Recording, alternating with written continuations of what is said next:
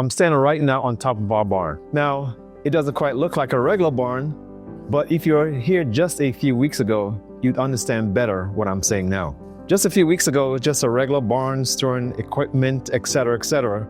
But what I'm standing on now is the floors of what's going to be a very beautiful apartment. Let me say two things.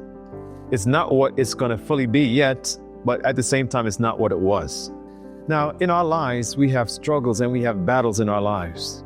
And sometimes we can look back and reflect and say, Lord, I'm not what I used to be. But at the same time, we can say, Lord, I'm not where I need to be.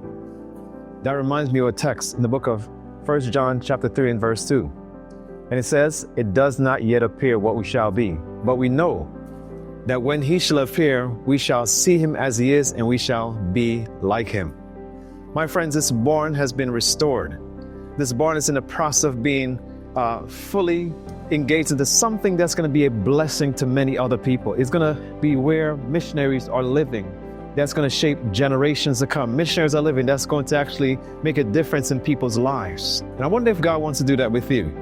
I wonder if God wants to use you as a means of making a difference in someone's life.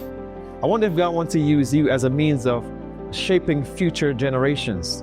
I wonder, my friend, if God is going to use you as a means of restoring an old waste place. This was once an old waste place, but the Bible says in Isaiah chapter 51, that God is going to use it as a means of being like the Garden of Eden. If you're discouraged in your life, I want to let you know that God can use you. If you feel like you're worthless in your life, I want to let you know that God can use you. He can restore you. He is in the business of restoring. And we look forward to showing you what the final product is going to be. But it's also a blessing to see the process, because it's always a process for each one of us. I'm a process, you're a process. But we know that through God's power and God's might, He's going to get us to the point, my friends, where we can see Him as He is. May God bless you.